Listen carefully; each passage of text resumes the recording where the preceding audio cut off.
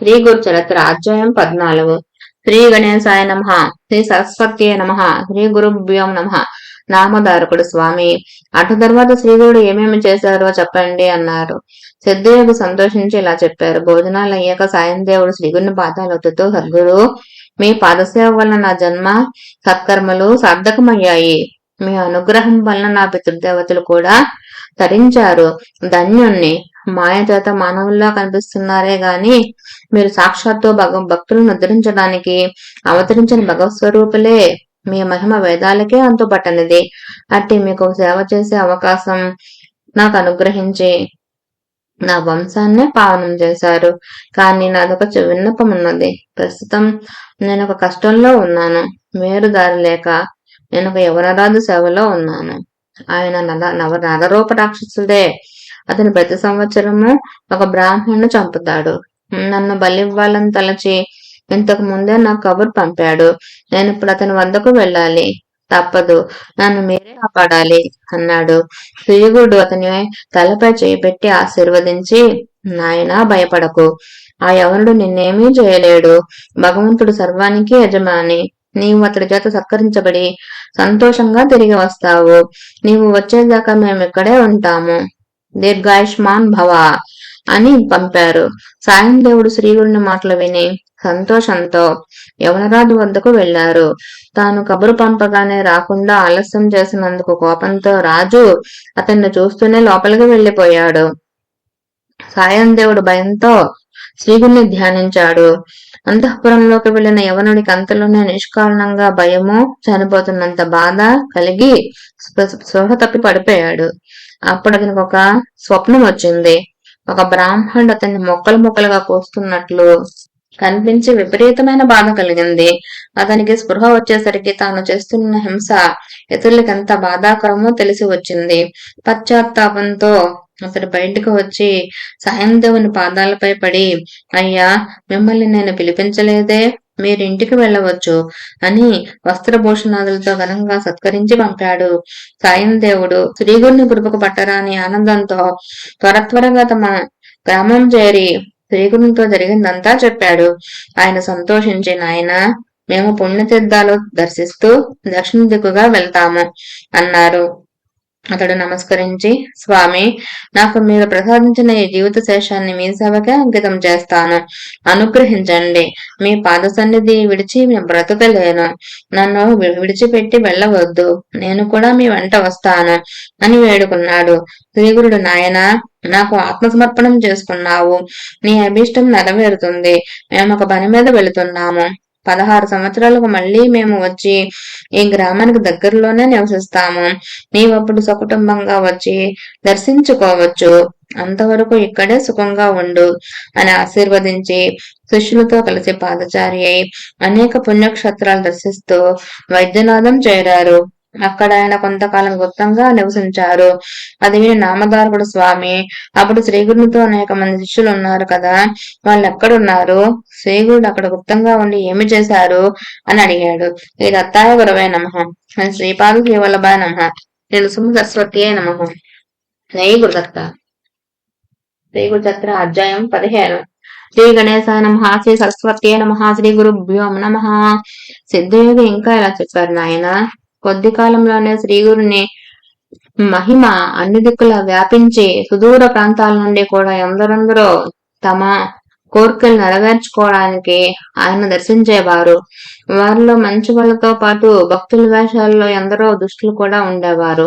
పూర్వం పరశురాముడు దుష్టులైన రాజులను ఓడించి సంపాదించిన భూమండలం అంతా దానమిచ్చేసి సహ్యాద్రి పర్వతానికి దక్షిణ దిక్కునున్న కొంకణ దేశంలో ఒకచోట తపస్సు చేసుకుంటున్నాడు. కానీ కొందరు దురాశాపరులు ఆయన వద్దకు వెళ్లి తమకు కూడా ఈ భూమి ఇప్పించమని కోరారు. ఆయన ఆ ప్రదేశం కూడా వాళ్లకు దానమిచ్చి వాళ్ల బెడద నుండి తప్పించుకోవడానికి సముద్రంలో ప్రవేశించి అదృశ్యులయ్యారు. అదే కారణంగా శ్రీగురుడు కూడా వైద్యనాథంలో గుప్తంగా కొంతకాలం ఉండదలుచుకున్నారు. కనుక ఒక రోజున గృహస్థ శిష్యులకు ఇలా సెలవిచ్చారు. ఉపనయనాది సంస్కారాల వలన దిదుడైన బ్రహ్మచారి వేదాధ్యయనం చేస్తూ భక్తితో గురువును సేవించాలి. అతనికి పగటి నిద్ర తగదు. దొరికిన భిక్షాన్నం గురువు కర్పించి ఆయన ఇచ్చింది భుజిస్తూ విద్యావంతుడు కావాలి. చివరకు గురువుకు దక్షిణ సమర్పించి సమావర్తన హోమం చేయాలి. అటు తర్వాత గురుని ఆలోచనతో ఒక యోగ్యమైన కన్యను పెండ్లాడి గృహస్థాశ్రమ ధర్మాలను పాటించాలి. పుత్రుడు యుక్త వయస్కుడయ్యాక అతనికి సర్వస్వము సమర్పించి భార్యతో కూడా అరణ్యానికి వెళ్ళాలి. తర్వాత గ్రామ్య విషయాలను వదిలి భార్య యొక్క అనుమతితో సన్యసించాలి. సన్యాసికి జపము, భిక్షాటనము, ధ్యానము, శౌచము, అర్చన ధర్మాలు.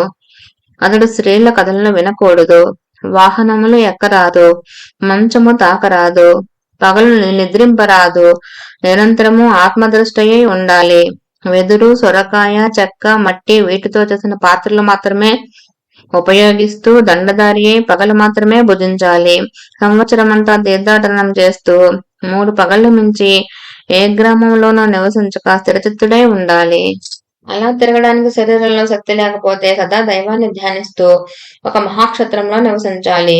ఇలా చెప్పి గృహస్థ శిష్యులను వారి వారి గృహాలకు పంపి సన్యాసులను శిష్యులకు శ్రీగురుడు ఇలా చెప్పారు: నాయనలారా, మీరందరూ తీర్థయాత్రలకు వెళ్ళండి. మీకు మరలా శ్రీశైలంలో బహుధాన్య సంవత్సరంలో మా దర్శనం అవుతుంది అన్నారు. అప్పుడు ఆ శిష్యులు, స్వామి, సర్వతీర్థాలు మీ పాదాల వద్దనే ఉన్నాయని శాస్త్రాలు చెబుతున్నాయి కదా, మిమ్మల్ని విడిచి మేము ఎక్కడికి పోగలము? దానివల్ల మాకు కలిగే లాభమేమున్నది అన్నారు.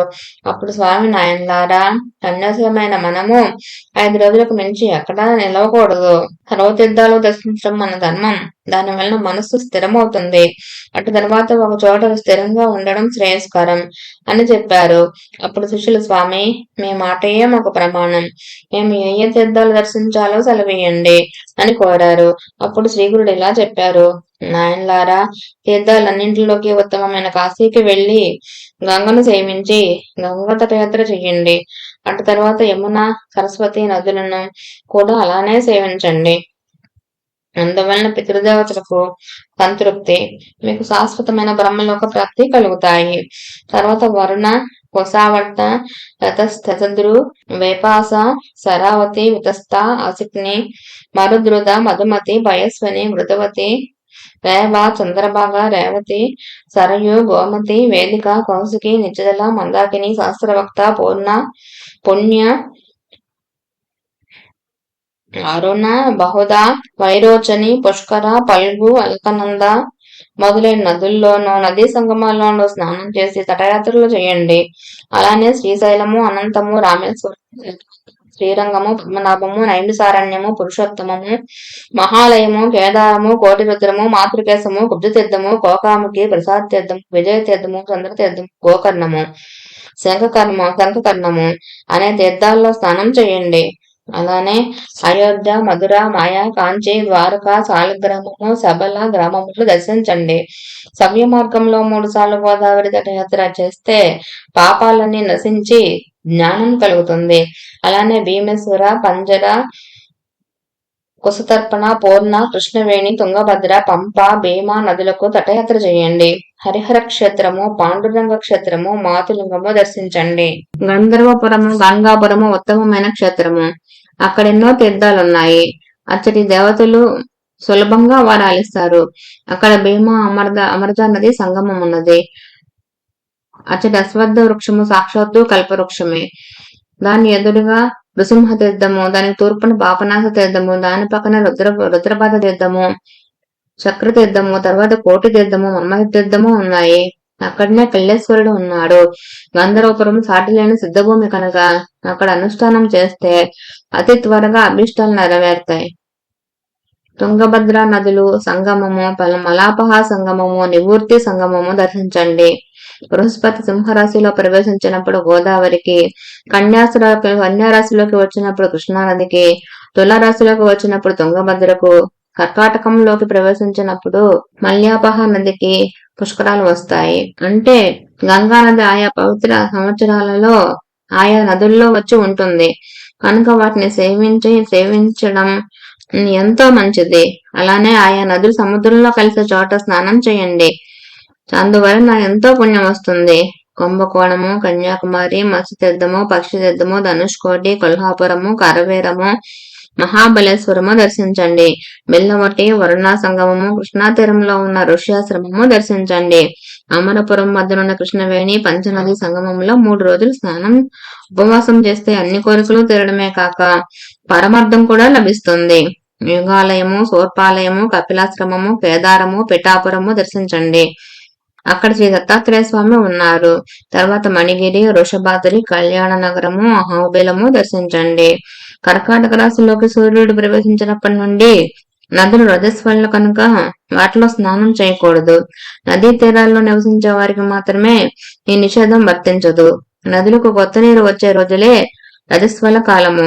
అప్పుడు శిష్యులు ఆయనకు సాష్టాంగ నమస్కారం చేసి వారి ఆశస్సులు పొంది తీర్థయాత్రలకు వెళ్లారు. నేను మాత్రం ఆయన సేవ చేయడానికి వారితోనే కూడానే ఉన్నాను. శ్రీ దత్తాయ గురవే నమః. శ్రీ శ్రీపాద శ్రీవల్లభాయ నమః. శ్రీ నృసింహ సరస్వతియే నమః. జయ గురుదత్త.